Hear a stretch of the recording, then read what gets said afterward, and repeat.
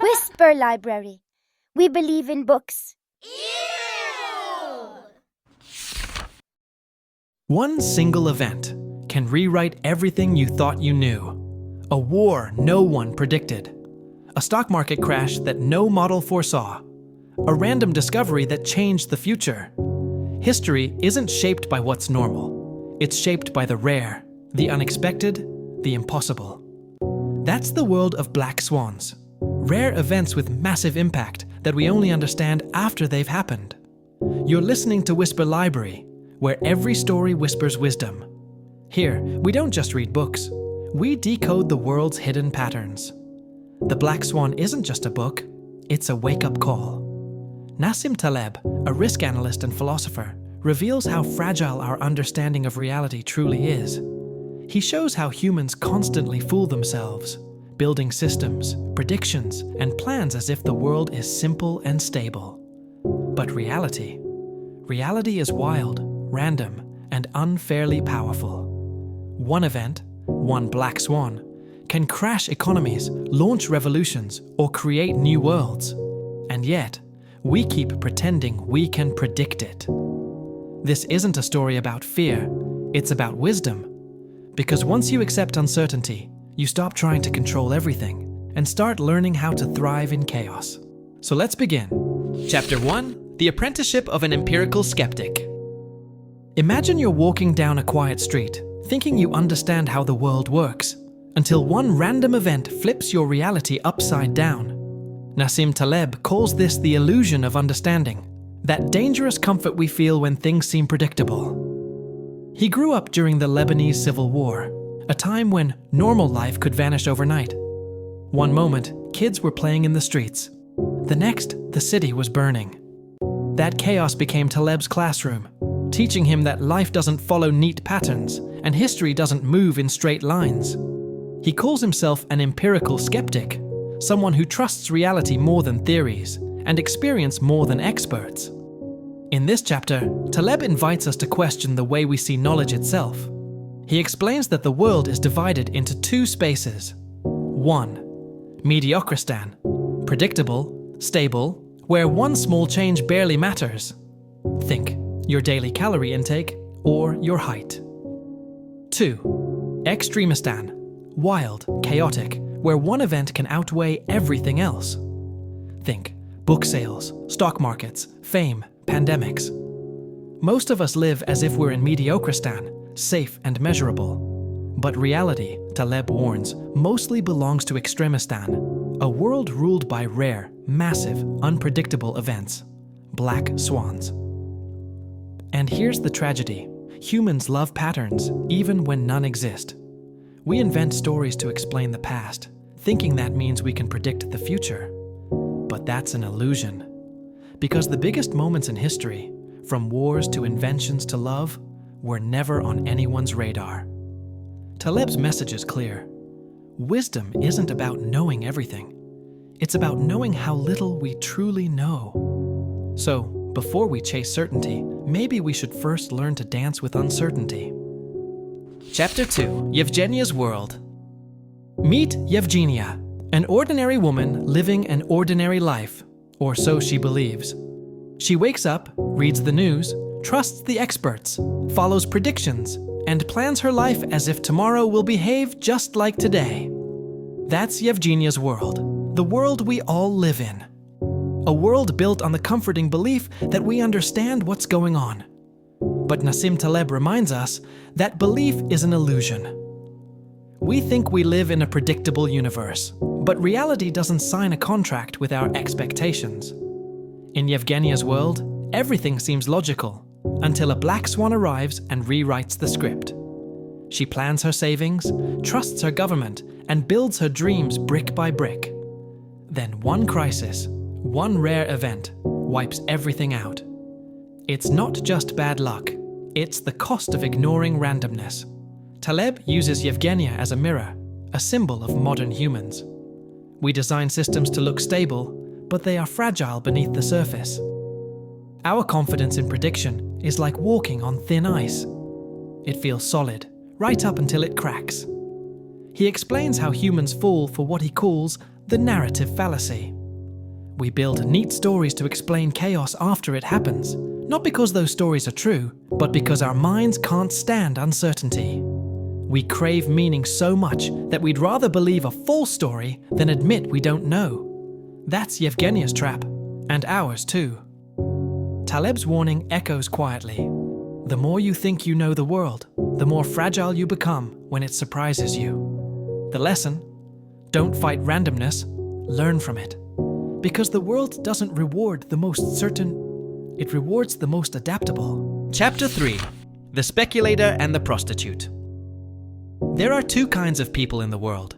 Those who live by predictable rules, and those who live by randomness.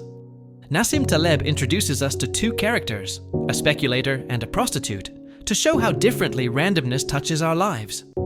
The prostitute earns a steady income. Her daily work is predictable, her pay is relatively stable, and she can estimate her future earnings with fair accuracy. There are no huge surprises, no sudden windfalls, no massive collapses. The speculator, on the other hand, lives in a different universe. His income depends on rare, unpredictable events. One lucky trade can make him a millionaire, while one bad bet can destroy him overnight. His world doesn't follow averages. It's built on extremes. That's the difference between Mediocristan and Extremistan. Two mental worlds Taleb uses to explain how randomness behaves. In Mediocristan, variation is small. No single person or event changes the overall picture. In Extremistan, a single event dominates everything. Most of us think we live in Mediocristan, where things are stable and measurable. But in truth, much of modern life, the economy, technology, fame, politics, belongs to Extremistan. That means one rare event can outweigh years of normal behavior. Taleb's point is brutally simple. You can live your entire life believing you understand risk and still be blindsided by a single black swan. The prostitute's world gives the illusion of safety, but it also limits opportunity. The speculator's world feels dangerous, yet it offers enormous upside for those who can survive its chaos. The lesson isn't to avoid risk, but to understand which world you're in, and stop pretending that luck plays no role in success. The difference between surviving and collapsing often comes down to this awareness. Because once you know randomness rules the game, you stop fearing it, and start learning how to play it. Chapter 4. 1001 Days, or How Not to Be a Sucker. Imagine a turkey living on a quiet farm. Every morning, the farmer feeds it. Day after day, food arrives on time. The turkey grows confident, even grateful. For 1000 days, life feels safe, predictable, and routine. Then, on day 1001, everything ends. That, Taleb says, is the story of human confidence and the danger of induction. We assume the future will look like the past because it always has. But the turkey's experience shows that just when things seem most stable, the biggest shock can arrive. This is the problem of induction, believing that repeated evidence guarantees truth. Every day the turkey survives strengthens its faith in the farmer, right until the day it doesn't.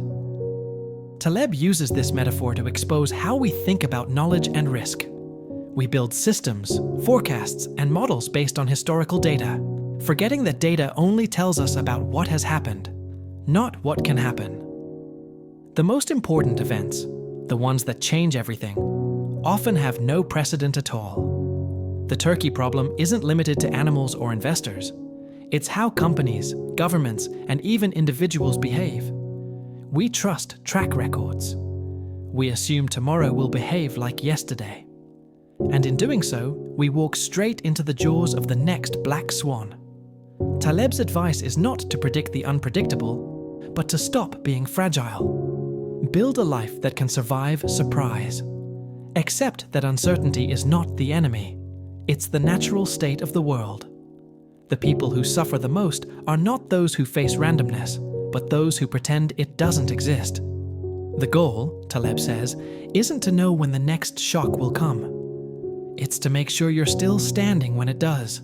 Because in the end, the smartest person in the room isn't the one who predicts the future. It's the one who survives it. Chapter 5. Confirmation schmonformation. We humans love to be right. We look for patterns, find evidence that supports what we already believe, and proudly call it knowledge. Taleb calls this trap confirmation bias, the brain's built-in filter that sees only what it wants to see. When something fits our beliefs, we grab it as proof. When something challenges us, we ignore it, question it, or label it an exception. That's how we build comfortable illusions, not truth. Taleb gives a simple example. If you believe that all swans are white, you can look at 1,000 white swans and feel perfectly confident. But that single black swan, the one you didn't expect, destroys your entire theory in one instant. Evidence can never fully prove an idea true. It can only fail to disprove it. This is the heart of real skepticism, learning to look for what could invalidate your beliefs, not what supports them. Scientists call this falsification, a method made famous by philosopher Karl Popper. True knowledge comes not from endless confirmation, but from the courage to seek disconfirmation, the evidence that might show you're wrong. The danger of confirmation bias is that it builds fragile confidence. We surround ourselves with agreeable data, follow news that fits our worldview, and measure intelligence by how well others agree with us. But the world doesn't care what we believe. Reality doesn't bend to our opinions. Taleb reminds us that the more certain we feel, the more blind we become. The real thinkers, the ones who survive uncertainty, are those who constantly test their assumptions. They ask, what could prove me wrong? What am I not seeing? Because wisdom isn't about being right most of the time. It's about staying humble enough to know that you might be wrong, even when everything looks right. Chapter 6, The Narrative Fallacy. Humans are storytelling creatures. We can't stand randomness, so we turn chaos into stories that make sense, even when those stories are false. That's what Taleb calls the narrative fallacy. Our deep need to explain the unpredictable with neat, simple tales. We don't like loose ends, so when something happens, a company succeeds, a celebrity rises, a war breaks out, we rush to connect the dots after the fact. We build a story that feels logical, smooth, and obvious. And once the story makes sense, we believe it was inevitable. But that's the illusion. The story only looks clear because we're looking backward. We forget how messy, uncertain, and confusing the present actually was. Taleb uses history as proof. Every economic crash, every political revolution, every breakthrough. People explain them later with clean, cause and effect narratives. But before those events happened, almost no one saw them coming. We don't remember the noise, the doubt, the randomness. We remember the story. The narrative fallacy gives us comfort, but it blinds us. It tricks us into thinking we understand the world, when in truth, we're just editing it in hindsight. Our brains are wired for coherence, not accuracy. This is why experts often sound convincing. They tell good stories. They make the unpredictable feel predictable, the complex seem simple, and the uncertain appear under control. Taleb's point is not to reject stories entirely, but to recognize their limits. Stories help us learn and connect, but they are dangerous when we mistake them for truth. The moment we say, I know why this happened, we stop asking, what else could be true? Real intelligence isn't the ability to explain the past, it's the humility to admit how little we understand about the future. Chapter 7, Living in the Antechamber of Hope. Most people spend their lives waiting for something big to happen. The lucky break, the promotion, the discovery, the miracle moment that changes everything. Taleb calls this state the antechamber of hope, a waiting room where dreams are postponed and reality is endlessly deferred. We all live here at some point. The writer waiting for her book to sell, the trader hoping for that one explosive trade, the startup founder counting the days until success arrives. Hope feels good, but it's also a trap. In the antechamber of hope, we measure progress by expectations instead of actions. We tell ourselves we're almost there, and that keeps us chasing a future that might never come. It's not that hope is bad. It's that it blinds us to how rare true breakthroughs really are. Taleb reminds us that we live in Extremistan, a world ruled by rare events where most people wait endlessly and only a few ever experience the jackpot. The problem isn't dreaming. It's expecting luck to obey logic. He compares two lives, one of steady income and quiet satisfaction, and another chasing uncertain glory. Most of us envy the second, but rarely understand the emotional toll of living in permanent anticipation. Taleb isn't telling us to give up hope. He's teaching us to see it clearly, to understand that success in Extremistan is often beyond control, that survival, patience, and humility matter more than prediction. The wise person, he says, learns to find meaning without needing a miracle. They work, adapt, and build systems that don't collapse when luck doesn't show up. Living in the antechamber of hope means learning this truth. You can't control when the Black Swan arrives, but you can control how ready you are when it does. Because in the end, wisdom isn't waiting for the big event. It's living fully while you wait. Chapter 8, Giants and Extremes. In this chapter, Taleb takes us deeper into the strange, uneven landscape of Extremistan, a world where a tiny few dominate the many, where success, wealth, and influence follow no fair pattern.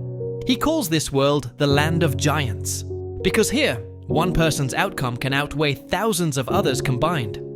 In Mediocristan, the predictable world, things are balanced. If you randomly pick 100 people and measure their heights, no single person will change the average much. But in Extremistan, where power laws rule, a single observation can shatter the balance. Think of wealth distribution. A billionaire's fortune isn't slightly higher than average. It's millions of times higher. Or think of book sales. One author sells more copies than tens of thousands of others put together. That's Extremistan, a reality shaped not by the average, but by the extreme. Taleb's point is that we mistake fairness for normality. We assume the world should behave like a classroom, where effort equals reward and small differences stay small. But in the real world, randomness plays favorites. The rare and lucky few capture almost everything, while the rest compete for what's left. This inequality isn't just economic, it's everywhere. In fame, innovation, influence, even accidents. A few moments, or a few people, can tilt the entire system. Taleb urges us to stop thinking in averages. Averages blind us to risk and power. They make us believe we understand the world when we don't. To live wisely, we must think in scales and tails. The long tails of Extremistan, where one outlier can redefine history. His warning is simple. Don't design your life or your decisions as if the world is fair or balanced. It's not. But if you understand the nature of extremes, you can stop being their victim, and maybe even use them to your advantage. Chapter 9, The Ludic Fallacy, or the Uncertainty of the Nerd. Taleb begins this chapter with a sharp observation. Most of what we call understanding isn't understanding at all. It's control inside a game. He calls this the ludic fallacy, the mistake of confusing the structured, predictable rules of games with the messy, unpredictable nature of real life. In a game like chess or roulette, the odds are known. You can calculate every possibility. You know the boundaries. Nothing unexpected will suddenly rewrite the rules. But the real world doesn't work like that. The real world is wild, full of unknown unknowns. The dice don't just roll. Sometimes they change shape mid-air. Taleb argues that academics, economists, and risk managers often live in what he calls nerdland. They design elegant models that work perfectly in theory, inside the safe walls of probability and statistics. But outside those walls, in real markets, real wars, real lives, their formulas collapse the moment a black swan appears. The ludic fallacy is dangerous because it gives us false confidence. We start believing that just because something can be measured, it can be controlled. We treat the world like a casino when it's actually a battlefield. Taleb reminds us that the biggest risks, financial crashes, natural disasters, sudden revolutions, don't come from the known probabilities, but from the things no one even imagined.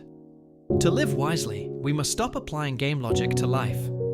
Instead of asking, what are the odds? We should ask, what could happen that no one sees coming? The world doesn't reward the smartest calculations. It rewards the most flexible minds. People who understand that uncertainty isn't a puzzle to solve, but a force to respect. Because in the end, life isn't a game of dice. It's a game whose rules keep changing, and survival belongs to those who can adapt when they do. Chapter 10: The Scandal of Prediction. We live in a world addicted to prediction. Economists predict growth. Analysts predict markets. Experts predict elections, pandemics, even happiness. And most of the time, they're wrong. That's what Taleb calls the scandal of prediction. The collective illusion that humans can forecast the future with any real accuracy. We build models, charts, and simulations to make uncertainty feel safe. But these tools don't protect us from the unexpected. They blind us to it. Taleb doesn't hate forecasters, he pities them, because their confidence often grows with their data, but not their accuracy. The more information they collect, the more they believe they can predict. Yet the future refuses to cooperate. The biggest events, the stock market crash of 1987, 9/11, the 2008 financial crisis, all caught experts by surprise. And still, every generation produces a new set of experts promising, "This time, we've figured it out." Taleb explains that prediction works in Mediocristan, where randomness is mild and variation is limited. But in Extremistan, where rare events dominate, forecasting becomes a joke. No amount of historical data can predict what has never happened before. He also exposes the psychological trap behind it. Humans hate uncertainty. We'd rather cling to a confident lie than face an honest, "I don't know." So we reward experts who sound sure, even if they're consistently wrong. Taleb's advice is radical, but liberating. Stop worshipping prediction. The goal isn't to know the future, it's to build resilience against it. Focus less on trying to forecast black swans and more on preparing to survive them. Real wisdom isn't in saying, "I know what will happen." It's in admitting, "I have no idea, and I'll still be fine when I'm wrong." Because the only true prediction about the future is this: it will surprise us. And that's exactly what keeps life real. Chapter 11: How to Look for Bird Poop. Taleb begins this chapter with an unusual question. How do you spot what others overlook? Because most of the time, the truth doesn't hide in grand theories. It hides in the small, messy details. The bird poop, as he calls it. When people build systems, models, or beliefs, they focus on what works: the clean data, the success stories, the visible patterns. But they ignore the outliers, the tiny imperfections, the exceptions that don't fit. That's where reality lives. Taleb reminds us that the world doesn't break from what's normal. It breaks from what's rare but possible. The bird poop on the statue isn't just dirt. It's a signal. It's a reminder that the world doesn't care about our tidy explanations. This chapter is about silent evidence. The evidence we don't see because it never leaves a trace. We study the survivors, the successful entrepreneurs, the winning investors, the famous authors, and then we draw conclusions about what works. But what about the countless others who failed quietly and disappeared? Their stories are missing from our data, and without them, every conclusion we make is biased. That's why most advice sounds convincing. It's built on survivors. We think success equals skill, when often it's just visibility. Taleb teaches us to look for what's not there. Ask, who's missing from the story? What didn't we record?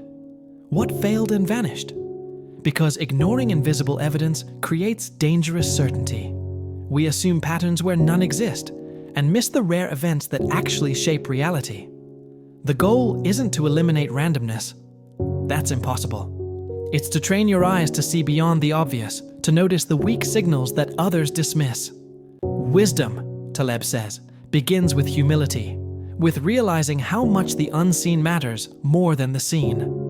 The world isn't made of clean lines. It's made of noise, mistakes, and tiny stains that tell the real story. Chapter 12: Epistemocracy, a Dream. Taleb begins with a dream. A world ruled not by those who pretend to know everything, but by those who admit they don't. He calls this imaginary place epistemocracy, a society built on humility, where the most respected people are the ones most aware of their own ignorance. In our real world, we glorify confidence. The bold speaker, the strong opinion, the one who sounds sure. But in Taleb's world, that's a red flag. Because the more certain someone sounds, the less likely they are to understand complexity. In an epistemocracy, leaders would never say, "I know what's going to happen." Instead, they'd say, "I could be wrong, but here's what I think." And that simple honesty would change everything. Taleb argues that real intelligence isn't in having answers. It's in recognizing the limits of your mind. The greatest thinkers in history, from Socrates to Darwin, all shared one thing: intellectual humility. They knew how little they actually knew. This chapter is also a critique of modern society, how media, politics, and finance reward overconfidence. The louder someone sounds, the more people believe them. But those who stay cautious, nuanced, or uncertain get labeled as weak or indecisive. Taleb sees that as dangerous. Because every time we reward false certainty, we build systems that collapse under surprise. We make decisions on fragile confidence instead of honest doubt. In epistemocracy, doubt is strength, skepticism is wisdom, and "I don't know" isn't an admission of failure. It's a sign of maturity. Taleb invites us to practice this mindset ourselves, to think less like preachers and more like explorers, to replace blind conviction with curiosity. Because the moment you accept that knowledge is limited, you stop fearing uncertainty and start dancing with it. That, Taleb says, is the beginning of true wisdom. Chapter 13. Apelles the Painter, or What Do You Do If You Can't Predict? Taleb begins this chapter with an old Greek story. A painter named Apelles was struggling to capture the look of foam on a horse's mouth. He tried again and failed. Frustrated, he threw a sponge at the painting. The sponge hit the canvas and created the perfect effect he'd been trying to achieve. That, Taleb says, is life. Sometimes, what we can't plan turns out better than what we design. This story becomes the core of his message. If you can't predict the future, learn how to benefit from being wrong. Most people spend their lives trying to eliminate randomness. They plan, forecast, analyze, and still get blindsided. But the smarter move is to make randomness your ally. Don't resist it. Use it. Taleb calls this mindset anti-fragile before anti-fragile. It's about creating systems that gain from volatility instead of collapsing under it. If you can't know what's coming, build something that grows stronger when chaos hits. He gives the example of a barbell strategy. Keep one side extremely safe, your essentials, your savings, your security, and use the other side to take small, calculated risks that could bring huge rewards. That way, no single failure can destroy you, but one success can change everything. Taleb's philosophy here is not about optimism or control, it's about positioning. If life will surprise you anyway, then set yourself up to benefit from surprise. Like Apelles, embrace accidents. They're not mistakes, they're hidden doors to discovery. In a world full of uncertainty, you don't need to predict the storm. You just need a sail that catches unexpected winds. And when you learn to paint with chance itself, that's when you become truly free. Chapter 14, From Mediocristan to Extremistan and Back, begins by inviting us to imagine two worlds, Mediocristan and Extremistan. They look similar at first glance, but they follow entirely different rules. In Mediocristan, things are predictable. Heights, weights, calorie intake, even shoe sizes, they all follow a neat, bell-shaped curve. No single person can drastically shift the average. If you add the tallest man in the world to 1,000 others, the average height barely changes.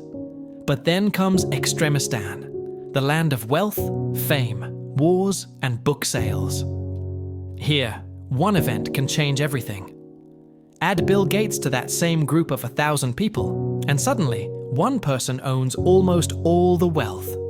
That's the power of Extremistan, where a single black swan dominates the story.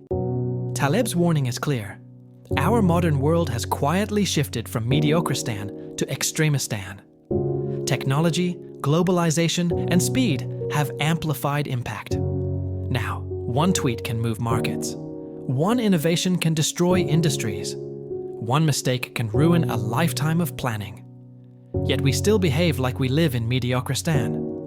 We expect stability, predictability, normal curves. We use models that assume small variations, while reality strikes with massive, unpredictable shocks. Taleb isn't saying Extremistan is evil. It's just dangerous if misunderstood. Because in Extremistan, success and failure aren't gradual. They're explosive. One lucky break can make you rich, and one false step can erase you. His advice? Stop pretending you can calculate the future. Instead, build a life that survives the extremes. Avoid systems that depend on precision and control. Favor simplicity, flexibility, and options. In Mediocristan, averages matter. In Extremistan, survival does. So, move carefully between these two worlds. Understand which one you're in before making decisions. Because the moment you mistake one for the other, you're already standing in the path of the next Black Swan. Chapter 15. The Bell Curve, that great intellectual fraud. The bell curve, he says, is one of the biggest illusions of modern thinking. For centuries, the bell curve, or Gaussian distribution, has been treated like sacred truth. It's clean, mathematical, and beautifully simple. Most people cluster around the average, and extreme values, the outliers, are so rare they're practically invisible. It works perfectly for things like height, weight, or shoe size. But Taleb argues, and with force, that this curve fails spectacularly when applied to the real world of risk, finance, and human behavior. Because life doesn't play by smooth, predictable rules. Reality belongs to Extremistan, not Mediocristan. In Extremistan, a single rare event, a market crash, a viral video, a sudden invention, can outweigh everything else combined. Yet, we still use the bell curve to measure uncertainty. Banks use it. Economists use it. Academics worship it. And that, Taleb says, is dangerous. The bell curve assumes the world is tame, that deviations are small, that the future will look like the past. But one black swan, one unpredictable explosion, shatters that illusion completely. Taleb calls this blind faith in the bell curve a great intellectual fraud because it gives us a false sense of control. It hides the chaos, the randomness, the wildness of life. It tells us, don't worry, things will stay within limits. But the real world doesn't care about our limits. The 2008 financial crisis, tech disruption, pandemics, none of these fit the bell curve. Yet people still model them as if they do. Taleb's lesson is sharp.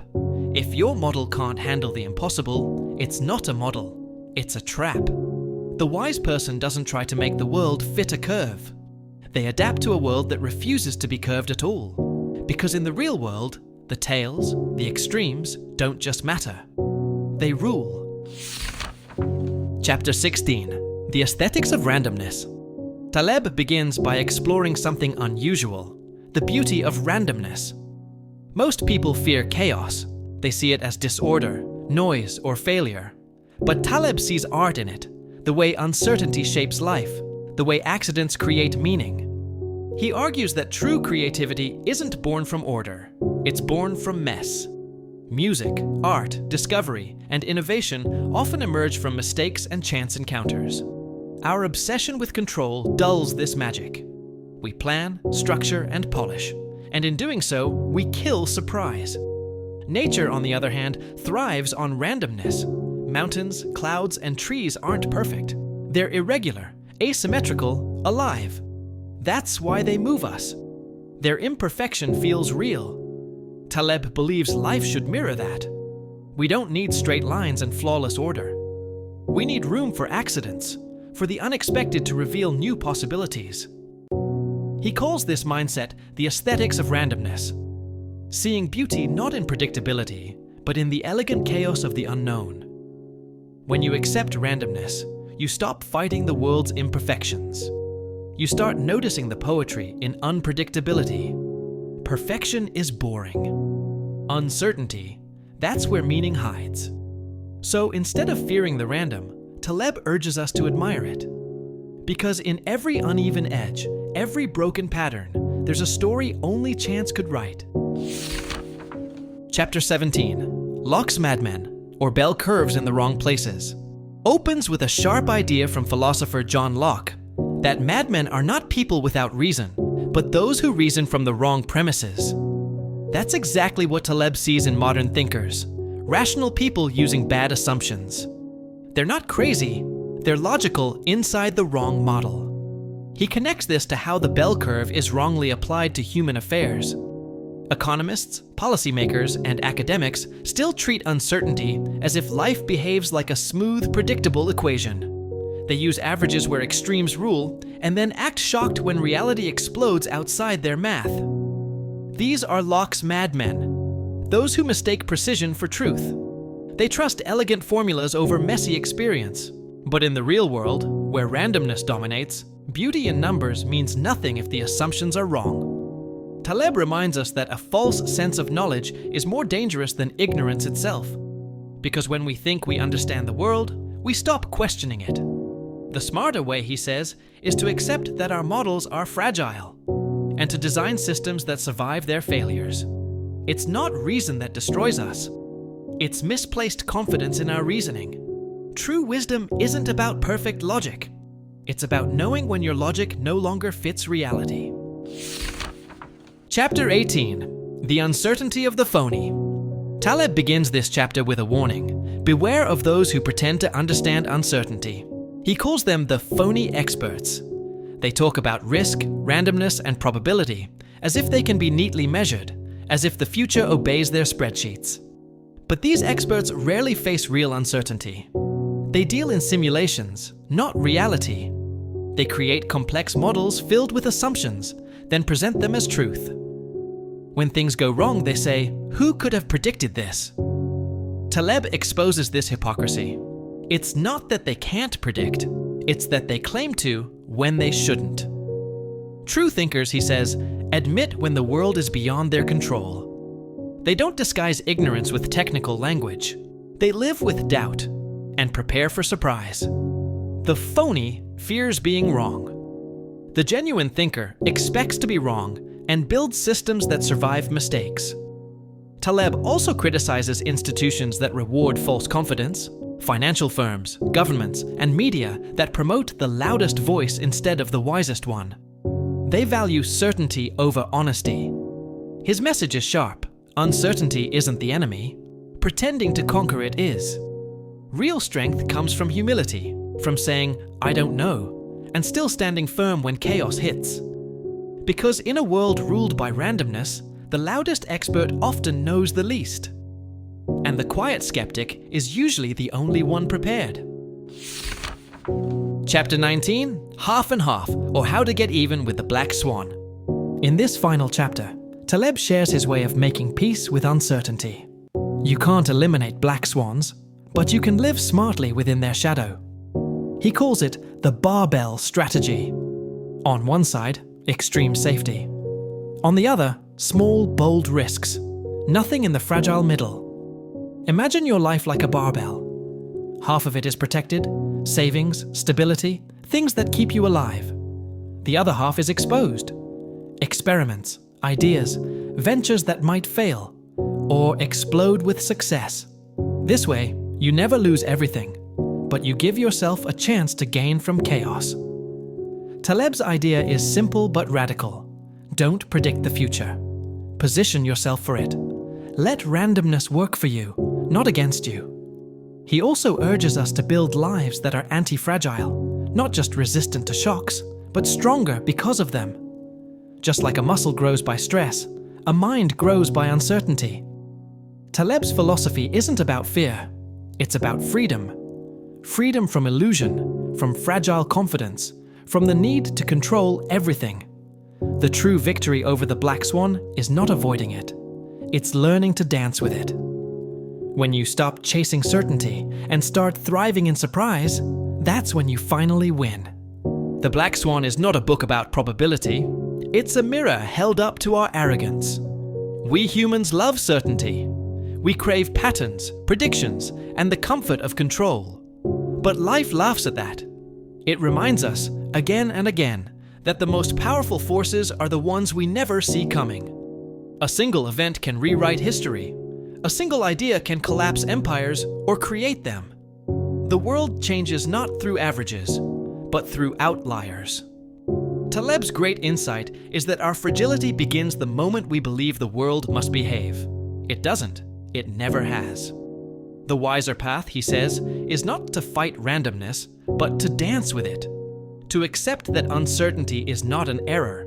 It's the heartbeat of life itself. The real power lies in preparation, not prediction. In humility, not control. In designing a life that gains from shock, that learns, adapts, and even thrives when the unexpected hits. Every storm, every fall, every miracle is a black swan in disguise. And those who survive it are the ones who stopped pretending they could see it coming. So perhaps the secret isn't to master uncertainty, but to find beauty within it. Because chaos, after all, is just another word for possibility. This was The Black Swan, a meditation on chance, fragility, and the art of embracing the unknown. If it changed how you see the world, let that uncertainty guide you. You're listening to Whisper Library, where every idea begins as a whisper and ends as a revelation.